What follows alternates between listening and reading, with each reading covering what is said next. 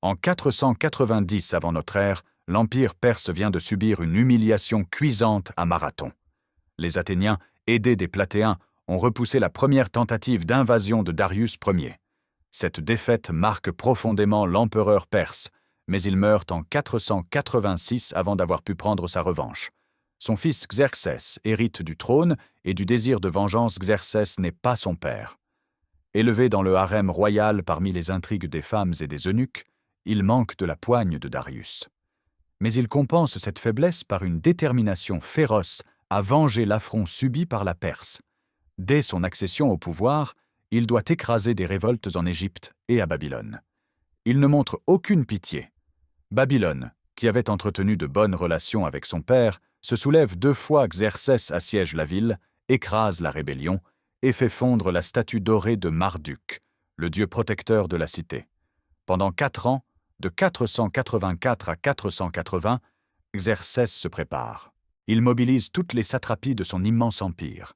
Des soldats affluent de Perse, de Médie, de Babylonie, d'Égypte, de Phénicie.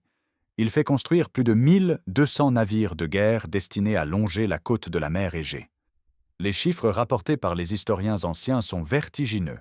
Hérodote parle de 1,7 million de combattants, voire 2,6 millions en comptant tout le personnel de soutien. Ces chiffres sont impossibles. Les historiens modernes, après avoir étudié la topographie du terrain et les ressources en eau disponibles sur l'itinéraire, estiment que l'armée perse comptait entre 70 000 et 300 000 soldats. Même avec cette estimation plus réaliste, la force rassemblée par Xerxès reste colossale pour l'époque. Le grand défi technique est la traversée de l'Hellespont, le détroit qui sépare l'Asie de l'Europe. Xerxès ordonne la construction d'un double pont de bateaux. Une tempête détruit le premier ouvrage. Fou de rage, l'empereur ordonne que l'Hellespont soit fouetté 300 fois et marqué au fer rouge pour punir la mer de sa désobéissance. Il fait décapiter les ingénieurs responsables. Un nouveau pont est construit. L'armée met 7 jours complets à traverser le détroit, donnant une idée de sa taille. Le ravitaillement de cette masse humaine pose des problèmes considérables. Chaque repas quotidien pour l'armée coûte 400 talents, payés aux villes situées sur le trajet. Des mois à l'avance, Xerxès envoie des héros réquisitionner des céréales, du bétail et des volailles. Seul l'empereur a le privilège de dormir sous une tente. Le reste de l'armée couche à la belle étoile. Pour éviter que sa flotte ne soit prise dans une tempête en contournant le mont Athos, Xerxès fait creuser un canal à travers l'isthme, une entreprise titanesque qui prend des mois. En juillet 480, l'armée perse atteint Thermais, en Thessalonique. La Macédoine se soumet sans combat. La Thessalie fait de même. À chaque ville sur son chemin, Xerxès envoie des ambassadeurs demander la terre et l'eau, symbole de soumission. Beaucoup de cités grecques, calculant leurs chances, préfèrent se ranger du côté du vainqueur probable Thèbes, une ville majeure de Béotie, choisit de s'allier aux Perses. Face à cette menace existentielle, les Grecs se trouvent dans une position difficile. Athènes et Sparte, les 2 grandes puissances grecques, sont traditionnellement rivales. Leurs systèmes politiques sont opposés. Athènes est une démocratie naissante, Sparte une oligarchie militaire rigide. Mais l'ampleur du danger, Perse force l'impossible. À l'automne 481, un congrès se réunit à Corinthe. 31 cités acceptent de prêter serment et de former une alliance défensive. C'est un événement remarquable car beaucoup de ces cités sont techniquement en guerre, les unes contre les autres. Athènes et Égine, par exemple, viennent de conclure une réconciliation hâtive. Le commandement des forces terrestres est confié à Sparte, reconnue pour son armée d'élite. La flotte, essentiellement athénienne, est placée sous le commandement du Spartiate Eurybiade. Sparte choisit Léonidas Ier pour diriger l'armée de terre. Ce choix n'était pas évident. Léonidas, né vers 540, n'était pas destiné à devenir roi. Il était le 3e fils d'Anaxandridas II. Mais son frère aîné Dorius meurt en campagne en Sicile, et son demi-frère Cléomène Ier se suicide dans des circonstances mystérieuses, probablement liées à l'alcoolisme. Léonidas accède au trône vers 490, à 50 ans passés. Il épouse Gorgo, la fille de Cléomène, consolidant ainsi sa légitimité. À 60 ans en 480, Léonidas est un vétéran endurci. Formé depuis l'enfance selon le système spartiate brutal, il incarne les valeurs de sa cité. Discipline absolue, courage face à la mort, mépris de la douleur. La société spartiate produit des guerriers professionnels depuis l'âge de 7 ans. Les garçons sont retirés à leur famille et élevés en commun, soumis à un entraînement constant, des privations volontaires et des épreuves de survie. Athènes, de son côté, a pris une décision stratégique majeure quelques années plus tôt.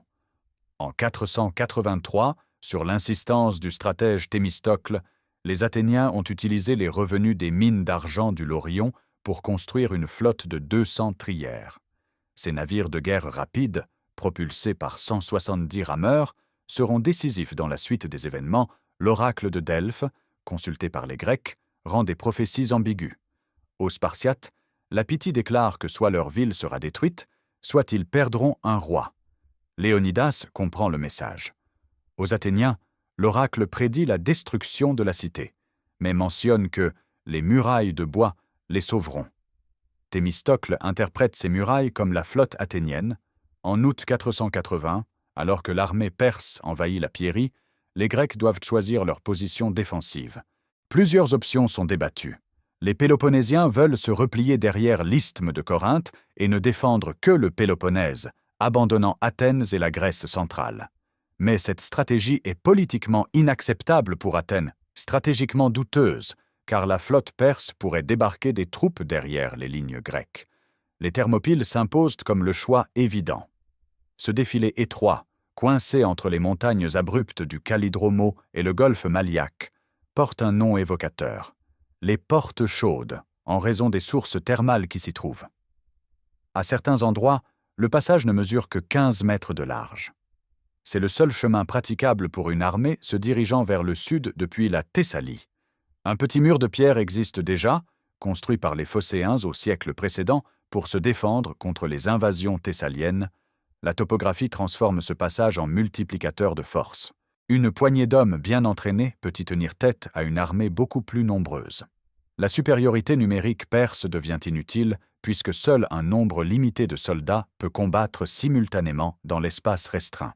La flotte grecque se positionne simultanément au cap Artémision, à l'extrémité nord de l'Eubée, pour empêcher la flotte perse de contourner la position terrestre. Les deux batailles seront menées en parallèle, créant une défense coordonnée terre-mer. Léonidas part pour les Thermopyles avec une force ridiculement petite. Il emmène 300 Spartiates, sa garde personnelle d'élite. Ces hommes ne sont pas choisis au hasard. Léonidas sélectionne uniquement des pères ayant déjà des fils pour ne pas mettre en danger la démographie fragile de Sparte. La plupart sont des hippies, l'élite des hoplites spartiates. À ces 300 s'ajoutent environ 1000 périèques et ilotes, les non-citoyens et esclaves qui servent comme auxiliaires et valets d'armes. D'autres contingents se joignent à lui, 700 Thespiens commandés par Démophilos, 400 Thébains, 1000 Phocidiens et Locriens, plus des troupes de Thégée, Mantinée, Orchomène, Corinthe, Phlyonte et Mycène. Au total, la force grecque compte entre 6000 et 7000 hommes, selon les sources. Hérodote avance le chiffre de 6000 combattants, mais d'autres historiens ajoutent les périèques et ilotes spartiates pour arriver à environ 7100 hommes. Ce petit nombre s'explique par le calendrier religieux. Sparte célèbre les Carneia, une fête sacrée pendant laquelle la guerre est interdite. Les Jeux olympiques se déroulent également. Léonidas ne peut mobiliser l'armée spartiate complète, qui pourrait aligner 8000 hoplites. Il part donc avec ce qu'il présente officiellement comme une avant-garde, promettant que le gros des troupes suivra après les festivités. Mais Léonidas sait qu'il ne reviendra pas. La prophétie de Delphes résonne dans son esprit. Avant de partir, il dit à sa femme Gorgo « Épouse un homme de valeur et donne-lui des enfants de valeur ». C'est un adieu déguisé.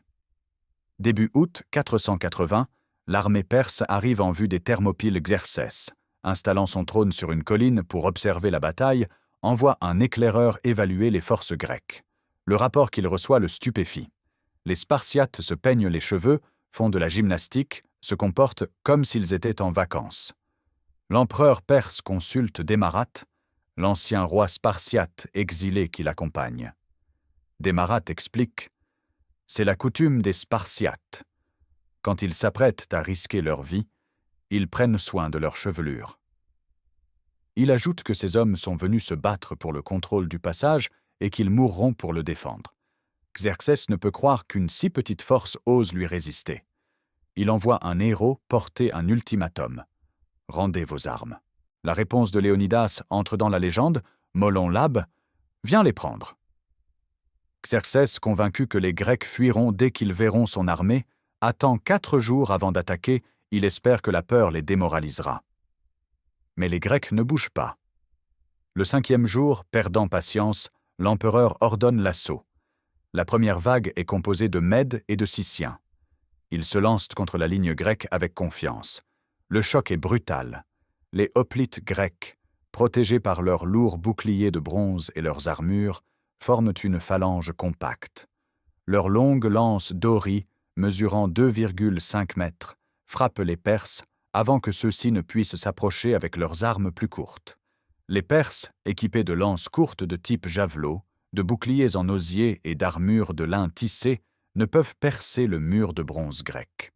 L'étroitesse du passage les empêche d'utiliser leur supériorité numérique. Seule une poignée d'hommes peut combattre simultanément, et dans ce combat rapproché, l'équipement et l'entraînement supérieur des Grecs font la différence. Vague après vague, les Perses se brisent contre la phalange spartiate. Les corps s'accumulent dans le passage étroit. Le sol devient glissant de sang. Xerxès, observant depuis sa colline, se lève de son trône à 3 reprises, terrifié pour son armée, selon Hérodote. Au bout de plusieurs heures, l'empereur décide d'envoyer ses troupes d'élite, les Immortels. Ces 10 000 guerriers portent ce nom car leur effectif reste toujours constant. Dès qu'un homme tombe, il est immédiatement remplacé. Ce sont les meilleurs soldats de l'Empire perse, commandés par Hydarnès. Mais même les Immortels échouent. Les Spartiates, rompus à toutes les tactiques de combat, emploient une ruse. Ils simulent une retraite en désordre. Les Perses, croyant à une déroute, se précipitent. Soudain, les Spartiates font demi-tour en formation serrée et contre-attaquent. Les Perses, pris dans le piège du passage étroit et dans le désordre de leur poursuite, sont massacrés. Les Immortels subissent des pertes considérables. Hydarnès doit ordonner le repli. Le premier jour se termine sur une victoire grecque complète. Les Perses n'ont pas gagné un seul mètre de terrain. Leurs pertes sont estimées à plusieurs milliers d'hommes. Les Grecs, protégés par leurs armures et combattant en formation disciplinée, ont perdu relativement peu d'hommes. Le 2e jour, Xerxès modifie sa tactique. Il envoie ses troupes en vagues successives, espérant épuiser les défenseurs. Les Grecs mettent en place un système de rotation. Les différents contingents, Spartiates, Thespiens, Thébains, Phocidiens, se relaient pour tenir la ligne, permettant aux hommes de se reposer entre les assauts. Les Spartiates impressionnent par leur discipline martiale. Chaque mouvement est exécuté avec une précision mécanique. Quand une lance se brise, le guerrier tire son épée courte, le xyphos, et continue le combat.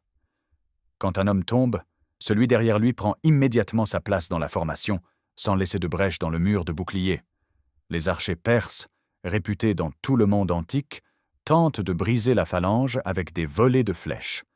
Un Spartiate nommé Dienessès, apprenant que les Perses sont si nombreux que leurs flèches obscurcissent le soleil, répond « Tant mieux, nous combattrons à l'ombre ».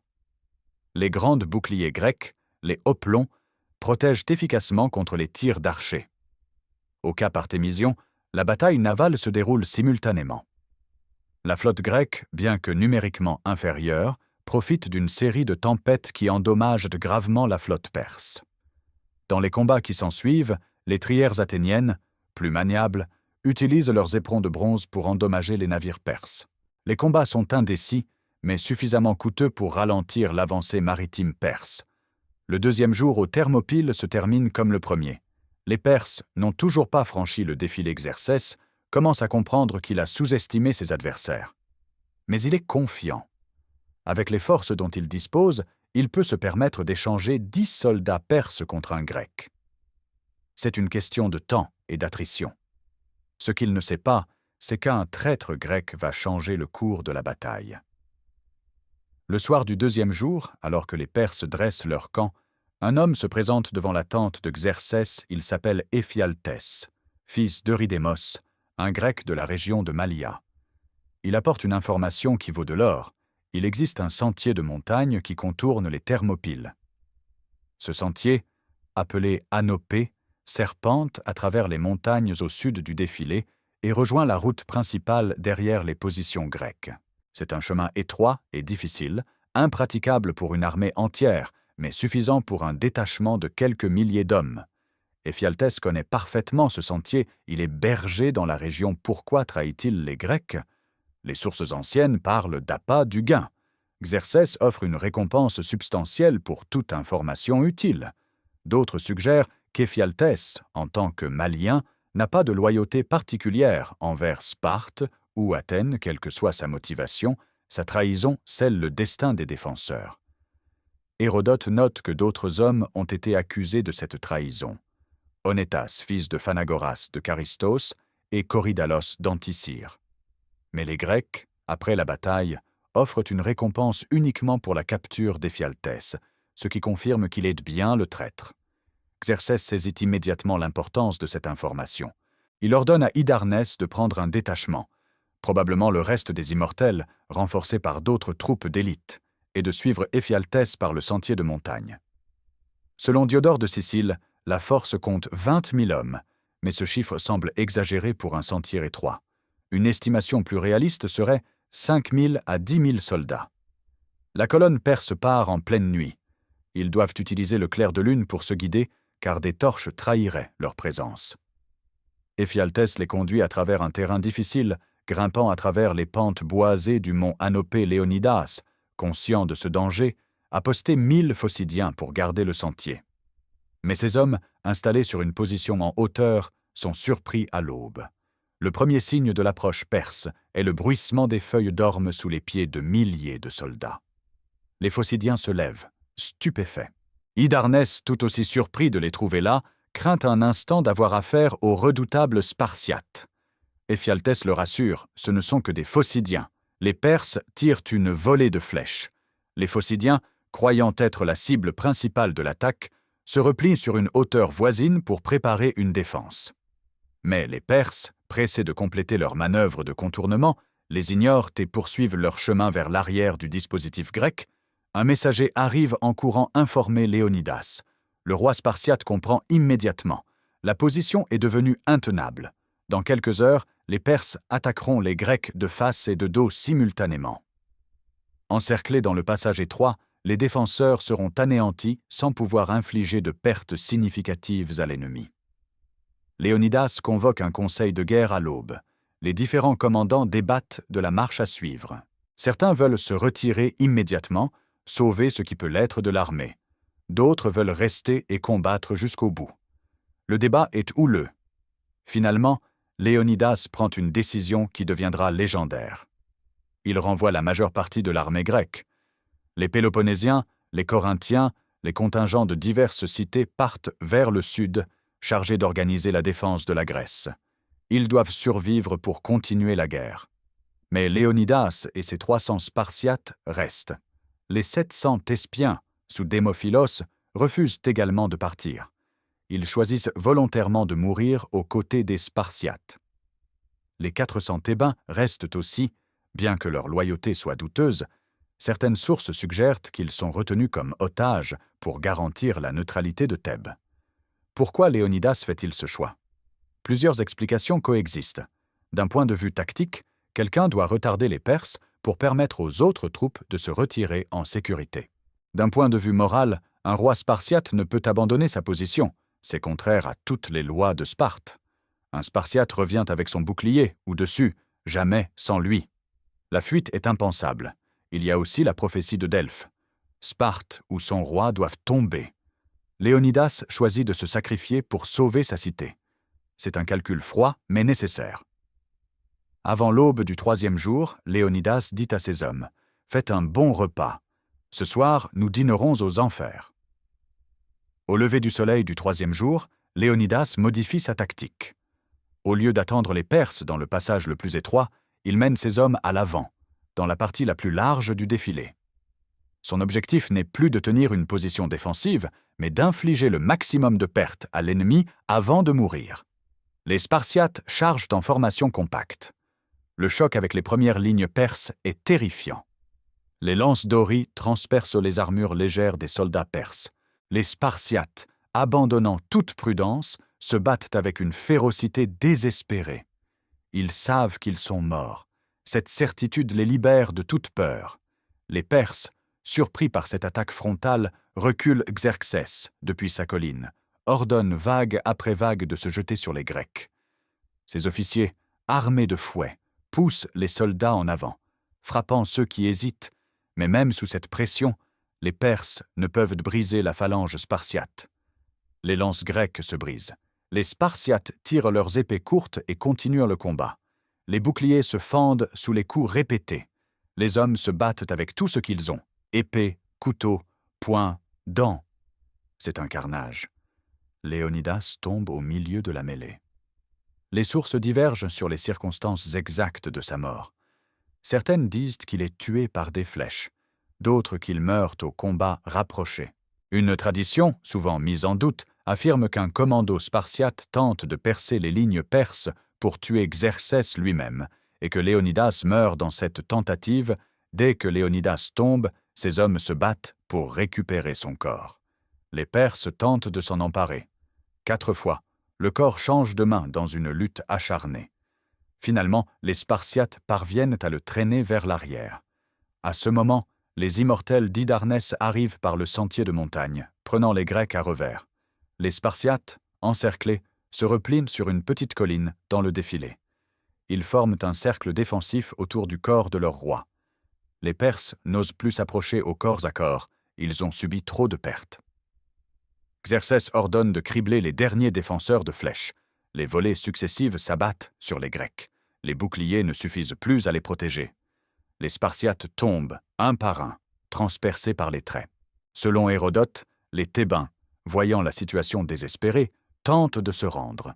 Ils s'avancent les mains levées, déclarant qu'ils ont été forcés de rester. Les Perses en capturent quelques-uns et en massacrent d'autres dans la confusion. Les 700 Thespiens ne se rendent pas. Ils meurent avec les Spartiates. Après plus de 2 heures de combat final, tout est terminé. Pas un Spartiate ni un Thespien ne survit. Les sources anciennes estiment les pertes perses à ce dernier jour à environ 2000 hommes supplémentaires, portant le total de la bataille à plus de 20 000 morts du côté perse. Les chiffres grecs ne sont pas connus précisément, mais probablement autour de 2000 à 3000 morts sur les 3 jours. Xerxès, fou de rage d'avoir perdu tant d'hommes face à une poignée de Grecs, commet un acte qui choque même ses propres généraux. Il ordonne que le corps de Léonidas soit décapité et crucifié. C'est un acte hautement déshonorant, contraire à toutes les lois de la guerre de l'époque. Habituellement, les Perses traitent les ennemis courageux avec respect, même dans la mort. Mais Xerxès veut effacer l'humiliation des 3 jours passés.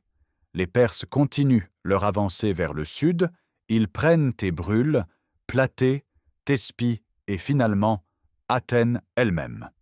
Les Athéniens ont évacué leur ville, transportant femmes et enfants vers l'île de Salamine. Xerxès entre dans une ville vide et y met le feu le Parthénon, qui ne sera reconstruit qu'après la guerre est incendiée. L'empereur perse semble avoir gagné. La route du Péloponnèse est ouverte. Mais la résistance aux Thermopyles a créé un précédent psychologique crucial. Les Grecs ont vu que les Perses pouvaient saigner, que leur supériorité numérique n'était pas insurmontable, que le courage et la discipline pouvaient compenser le nombre. La vraie bataille décisive se joue en septembre 480, 1 mois après les Thermopyles. Thémistocle, le stratège athénien, convainc la flotte grecque de livrer bataille dans le détroit étroit de Salamine. C'est une ruse. En feignant d'être divisés et démoralisés, les Grecs attirent la flotte perse dans un piège. Dans les eaux resserrées du détroit, les lourds navires perses perdent leur avantage de manœuvre. Les trières athéniennes, plus agiles, les prennent en tenaille. Les capitaines phéniciens et ioniens, les meilleurs marins de la flotte perse, se retrouvent coincés dans un espace trop étroit pour manœuvrer efficacement. Les navires se percutent les uns les autres. Les trières grecques utilisent leurs éperons pour perforer les coques ennemies. Xerxès, installé sur une colline surplombant le détroit pour observer sa victoire certaine, assiste impuissant au massacre de sa flotte. En quelques heures, la moitié des navires perses sont coulés ou capturés. C'est un désastre total. Sans sa flotte, Xerxès ne peut plus ravitailler son armée par mer. Il ne peut pas non plus empêcher les Grecs de détruire les ponts de l'Hellespont, ce qui piégerait son armée en Europe. Paniqué, l'empereur décide de retourner en Asie avec une grande partie de ses troupes. Il laisse son général Mardonios avec environ 300 000 hommes pour terminer la conquête. L'année suivante, en 479, les Grecs rassemblent la plus grande armée qu'ils aient jamais alignée. Environ 40 000 hoplites et des dizaines de milliers de troupes légères. La bataille finale se déroule à Platée, en Béotie. Les Spartiates, commandés par Pausanias, le neveu de Léonidas, tiennent l'aile droite. Les Athéniens prennent l'aile gauche. La bataille est confuse et se déroule sur plusieurs jours. Mardonios tente d'affamer les Grecs en coupant leurs lignes de ravitaillement. Pausanias ordonne un repli nocturne pour trouver une meilleure position, mais le mouvement se transforme en désordre. Les différents contingents grecs se retrouvent dispersés à l'aube. Mardonios croit que les Grecs fuient. Il ordonne à sa cavalerie et à son infanterie de les poursuivre. C'est une erreur fatale. Les Spartiates, isolés avec les Tégéates, font face et forment leurs phalanges, la cavalerie perce les harcèle, mais ne peut briser leur formation. Mardonios, voyant les Spartiates apparemment en difficulté, lance son infanterie d'élite dans un assaut frontal. Le choc est brutal. Les Perses, courageux et bien entraînés, se battent férocement. Mardonios lui-même combat au premier rang, monté sur un cheval blanc, entouré de sa garde de 1000 hommes d'élite. Pendant un moment, l'issue est incertaine. Puis Mardonios est tué par un projectile spartiate. Sa mort brise le moral de ses troupes. Les Athéniens, de leur côté, affrontent les Grecs médisants, ceux qui se sont rangés du côté des Perses. Les Thébains se battent avec acharnement, mais finalement, toute la ligne perse s'effondre. La déroute est complète. Les survivants fuient vers leur camp fortifié, mais les Grecs les poursuivent et prennent d'assaut les fortifications. Le massacre continue jusqu'à ce qu'il ne reste presque rien de l'armée de Mardonios simultanément. La flotte grecque détruit les derniers navires perses à la bataille de Mycale, sur la côte d'Asie mineure. La légende veut que cette bataille se soit déroulée le même jour que Platée. En une seule journée, la puissance militaire perse en Grèce est anéantie. Xerxès, humilié, ne tentera plus jamais d'envahir la Grèce. L'empire perse survivra encore 150 ans, jusqu'à ce qu'Alexandre le Grand ne le détruise, mais la menace existentielle contre la civilisation grecque est terminée. Revenons maintenant sur les chiffres. L'image populaire des 300 Spartiates contre 1 million de Perses est largement exagérée. Les sources anciennes, particulièrement Hérodote, gonflent systématiquement les effectifs perses pour des raisons rhétoriques et politiques. Une victoire contre 1 700 000 ennemis semble plus héroïque qu'une victoire contre 100 000. Les historiens modernes, utilisant des analyses logistiques, estiment l'armée de Xerxès entre 70 000 et 300 000 hommes, avec 150 000 comme estimation médiane probable. C'est toujours une force colossale pour l'époque, mais pas le tsunami humain décrit par Hérodote. Pourquoi cette différence? Premièrement, nourrir et abreuver plus de 100 000 hommes sur une longue marche pose des problèmes quasi insurmontables dans l'Antiquité.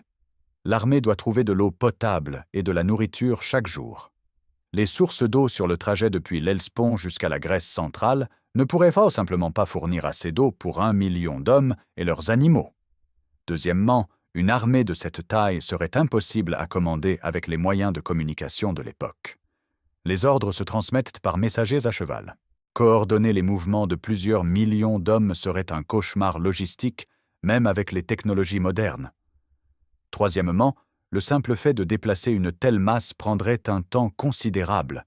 Hérodote lui-même note que l'armée a mis 7 jours pour traverser le pont de l'Hellespont.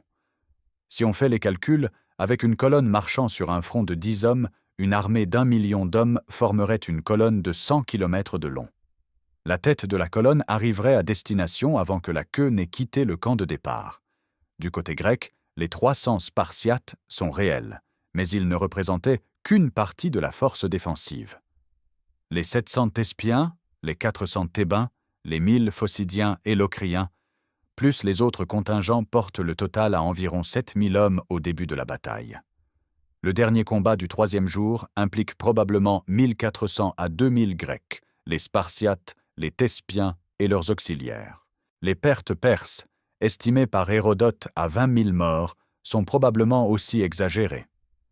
Une estimation plus réaliste serait entre 5 000 et 10 000 morts sur les 3 jours de combat.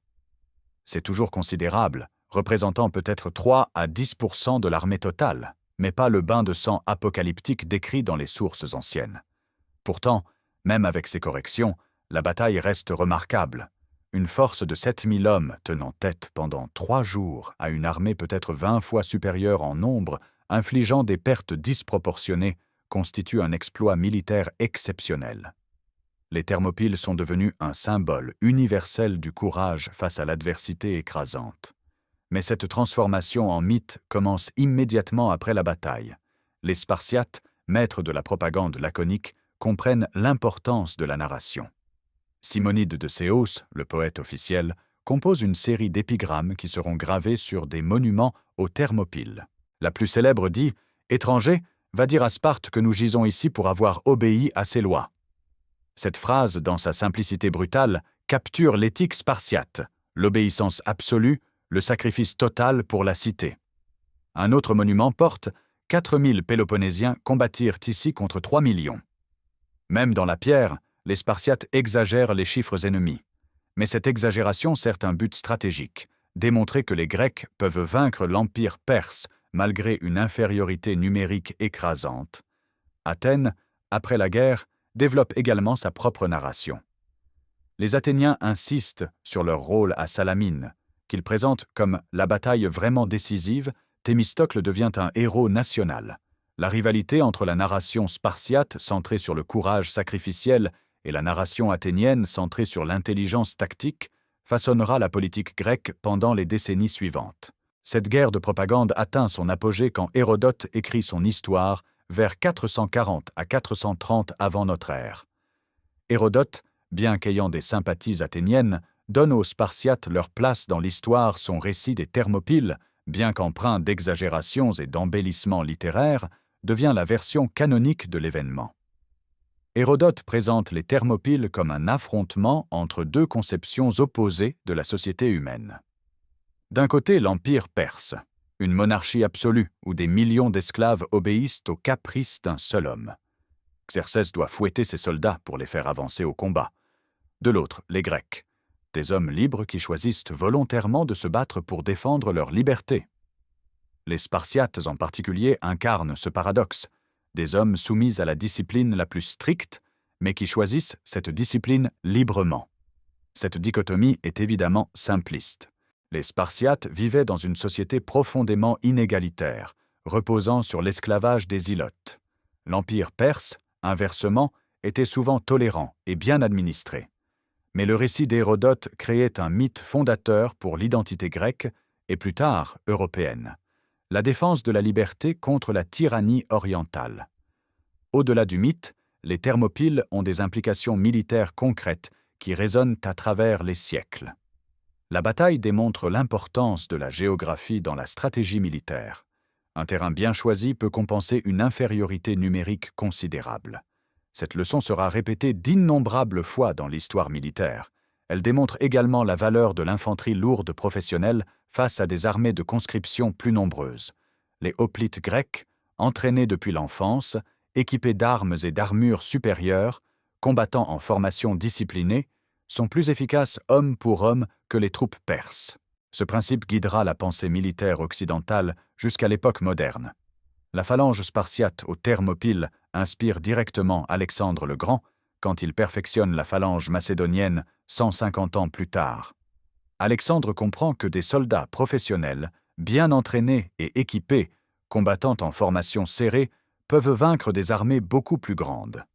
Il utilisera cette tactique pour conquérir l'Empire perse lui-même. Les Romains, observant les succès grecs, développent leur propre version de l'infanterie lourde professionnelle, la Légion. Bien que différente tactiquement de la phalange, la Légion romaine partage les mêmes principes fondamentaux. Discipline, équipement standardisé, entraînement intensif et formation coordonnée. Plus philosophiquement, les Thermopyles posent la question de la valeur du sacrifice. Léonidas et ses hommes savaient qu'ils allaient mourir. Leur mort n'a pas arrêté les Perses. Xerxès a quand même envahi la Grèce. Mais leur sacrifice a gagné du temps pour organiser la défense. Et surtout, il a inspiré le reste des Grecs à continuer la résistance. C'est cette dimension psychologique qui fait des Thermopyles un tournant historique. Si les 300 avaient fui, si Sparte avait refusé le combat, le moral grec se serait peut-être effondré. D'autres cités auraient fait leur soumission. La Grèce aurait pu devenir une satrapie perse, changeant complètement le cours de la civilisation occidentale. L'histoire officielle raconte qu'aucun Spartiate n'a survécu aux Thermopyles. C'est faux. 2 Spartiates survécurent, et leur histoire révèle la dureté impitoyable de la société spartiate. Aristodème et Eurytos, 2 des 300, souffraient d'une infection oculaire sévère le 3e jour. Léonidas les avait envoyés au village voisin pour se faire soigner. Quand la nouvelle de l'encerclement est arrivée, Eurytos, bien qu'à peine capable de voir, ordonne à son ilote de le ramener au combat. Il meurt avec les autres, combattant à l'aveuglette. Aristodème reste au village. Quand il rentre à Sparte, il est traité comme un lâche. Personne ne lui parle. Personne ne lui donne du feu pour son foyer. On l'appelle Aristodème le Trembleur. Cette humiliation est pire que la mort. 1 an plus tard, à Platée, Aristodème cherche la rédemption. Il quitte la formation spartiate et charge seul les lignes perses. Combattant avec une furie suicidaire, il meurt héroïquement. Mais même dans la mort, Sparte lui refuse les honneurs. Pausanias déclare qu'Aristodème ne mérite pas de louange car il cherchait la mort pour effacer sa honte, abandonnant sa position dans la phalange. Le vrai courage spartiate, selon Pausanias, consiste à rester en formation, à maintenir la discipline même face à la mort certaine. Un 3e Spartiate survit. Pantites Léonidas l'avait envoyé en Thessalie comme messager avant la bataille. Il rentre à Sparte après les Thermopyles pour découvrir qu'il est déshonoré. Incapable de supporter la honte, il se pend. Ces histoires révèlent la brutalité du code d'honneur spartiate. La survie est considérée comme une trahison. La seule mort acceptable est la mort au combat pour Sparte. Cette mentalité explique pourquoi les Spartiates combattaient avec tant de férocité. Ils préféraient littéralement mourir que de rentrer vaincus. Cette éthique spartiate influence profondément la culture militaire occidentale. L'idée qu'un officier doit mourir avec ses hommes, qu'abandonner sa position est déshonorant, que la mission compte plus que la vie individuelle, tous ces concepts dérivent en partie de l'exemple spartiate. Qu'est-il arrivé au traître Éphialtès? Xerxès le récompense généreusement, mais cette richesse devient un poison. Après la défaite perse à Salamine et Platée, Éphialtès fuit la Grèce. Il sait que s'il reste, les Grecs le tueront. Il se cache en Thessalie pendant des années. Les Grecs mettent sa tête à prix. Finalement, il rentre en Grèce, pensant peut-être que les gens ont oublié. Un homme nommé Athénades, de Trachis, le reconnaît et le tue, bien des années après les Thermopyles. Ironiquement, Athénade ne tue pas Éphialtès pour la trahison des Thermopyles, mais pour une querelle personnelle sans rapport. Néanmoins, les Spartiates le récompensent comme s'il avait vengé Léonidas. Le nom d'Éphialtès devient synonyme de traître dans la langue grecque. Le mot Éphialtès signifie aujourd'hui « cauchemar » en grec moderne. Cette histoire pose une question morale complexe. Éphialtès était-il vraiment un traître? Il n'était pas spartiate, pas athénien. C'était un Malien, un habitant de la région où se déroulait la bataille. Sa loyauté allait-elle aux Grecs en général ou simplement à sa propre survie? Dans un monde divisé en dizaines de cités-États souvent en guerre les unes contre les autres, la notion de trahison est moins claire qu'elle ne paraît. Les Perses, de leur perspective, auraient considéré Éphialtès comme un guide utile, pas un traître. Ils ne comprenaient probablement pas pourquoi les Grecs se haïssaient tant mutuellement. La vérité est qu'Éphialtès a fait un calcul pragmatique. L'empire perse allait gagner, autant en profiter. Ce calcul s'est révélé faux, et il a payé cette erreur de sa vie. Plus de 2500 ans après la bataille, les Thermopyles continuent de captiver l'imagination. Des dizaines de films, livres, bandes dessinées et jeux vidéo racontent l'histoire des 300. Pourquoi cette fascination durable? Partiellement, c'est l'attrait universel de l'histoire de l'outsider. David contre Goliath. Un petit groupe tenant tête à une force écrasante. Ces récits résonnent parce qu'ils offrent l'espoir que le courage et la détermination peuvent compenser le désavantage numérique ou matériel. Mais il y a aussi un élément plus sombre. L'histoire des Thermopyles peut être utilisée pour glorifier le militarisme, le sacrifice aveugle, l'obéissance absolue. Les régimes totalitaires du XXe siècle ont souvent invoqué Sparte comme modèle. Les nazis admiraient la pureté raciale spartiate et leur système eugénique. Les fascistes italiens glorifiaient l'éthique guerrière spartiate. Cette appropriation ignore des aspects cruciaux de la réalité spartiate. Sparte était une société profondément dysfonctionnelle, reposant sur l'esclavage brutal des ilotes, qui étaient régulièrement terrorisés et assassinés pour les maintenir soumis. Les jeunes Spartiates participaient à la cryptie, une institution où ils chassaient et tuaient des ilotes comme rite de passage. La population spartiate elle-même diminuait constamment car le système rigide empêchait le renouvellement démographique. De plus, la démocratie athénienne, pas l'oligarchie spartiate, est l'ancêtre de nos systèmes politiques modernes. Athènes, avec tous ses défauts, expérimentait le gouvernement populaire, le débat libre, la pensée critique. Sparte étouffait toute innovation, toute dissidence, toute pensée indépendante. La vraie leçon des Thermopyles n'est pas que le sacrifice aveugle est noble, c'est que des citoyens libres, combattant pour défendre leur liberté, peuvent accomplir des choses extraordinaires. Léonidas n'a pas sacrifié ses hommes sur un caprice ou pour la gloire personnelle. Il a fait un calcul stratégique froid. Son sacrifice gagnerait du temps pour sauver la Grèce. Ce calcul s'est révélé correct. Sans les 3 jours gagnés aux Thermopyles, la flotte grecque n'aurait peut-être pas pu se positionner à Salamine. Sans Salamine, Xerxès aurait peut-être conquis toute la Grèce. L'histoire occidentale aurait pris un tournant radicalement différent. Le site des Thermopyles a considérablement changé depuis 480 avant notre ère. L'activité géologique a déplacé le littoral de plusieurs kilomètres vers le nord. Le passage étroit où les Spartiates se sont battus se trouve maintenant à l'intérieur des terres, entouré de plaines alluviales. La géographie qui rendait la position si défendable a disparu. Des fouilles archéologiques au XXe siècle ont néanmoins découvert des preuves matérielles de la bataille, des pointes de flèches perses, des fragments d'armure grecque, des ossements humains ont été trouvés. Ces découvertes confirment que la bataille s'est bien déroulée là où les sources anciennes le disent. Le gouvernement grec a érigé plusieurs monuments sur le site. Une statue de Léonidas, copie moderne d'une sculpture antique, se dresse sur une colonne. La célèbre inscription de Simonide est gravée sur une stèle. Des plaques commémoratives honorent non seulement les Spartiates, mais aussi les Thespiens, dont le sacrifice est souvent oublié dans les récits populaires. Plus récemment, des historiens militaires ont utilisé des simulations informatiques pour modéliser la bataille. Ces simulations, prenant en compte la topographie ancienne, les tactiques de combat et les capacités respectives des troupes grecques et perses, confirment que les chiffres rapportés par les sources anciennes sont plausibles, avec les corrections que nous avons mentionnées concernant les effectifs perses. Ces simulations montrent aussi à quel point la position était forte.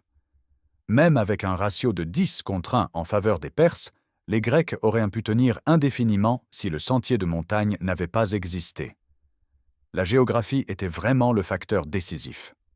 La bataille des Thermopyles a établi un modèle qui se répète à travers l'histoire militaire. Chaque fois qu'une petite force retranchée tient tête à un ennemi supérieur en nombre, les comparaisons avec les Thermopyles émergent. En 1836, à l'Alamo, environ 200 Texans tiennent pendant 13 jours contre plusieurs milliers de soldats mexicains.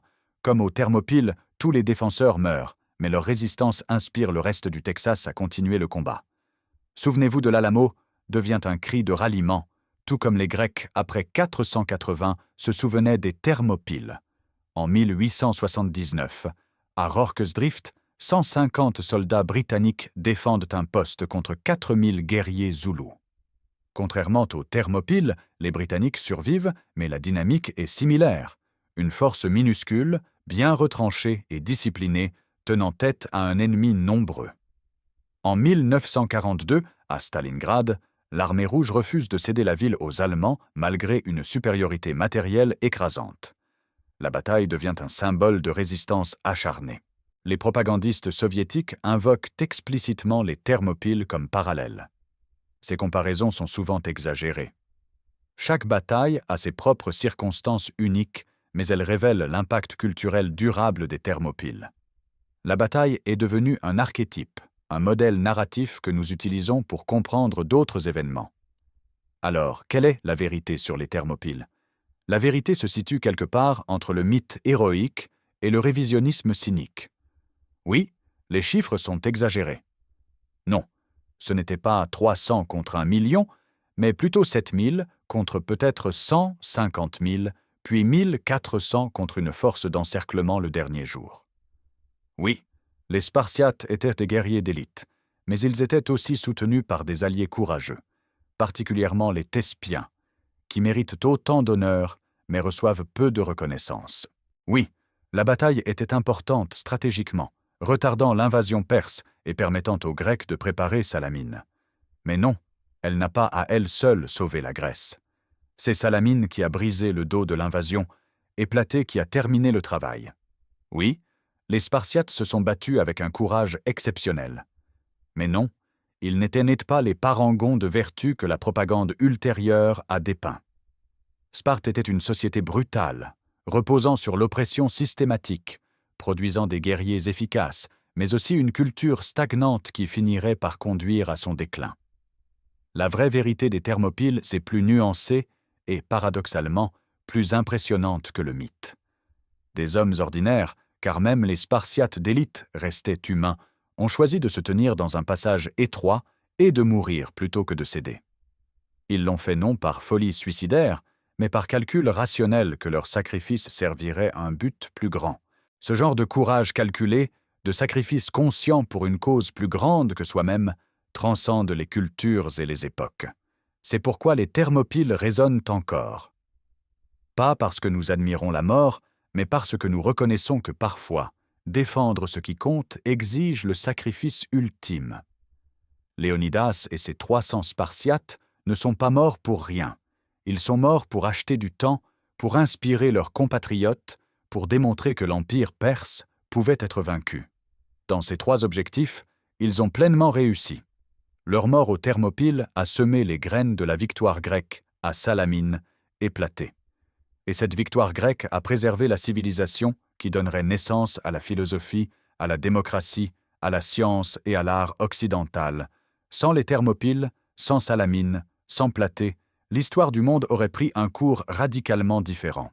C'est cet héritage, plus que les détails sanglants de la bataille elle-même, qui fait des Thermopyles un moment charnière de l'histoire humaine.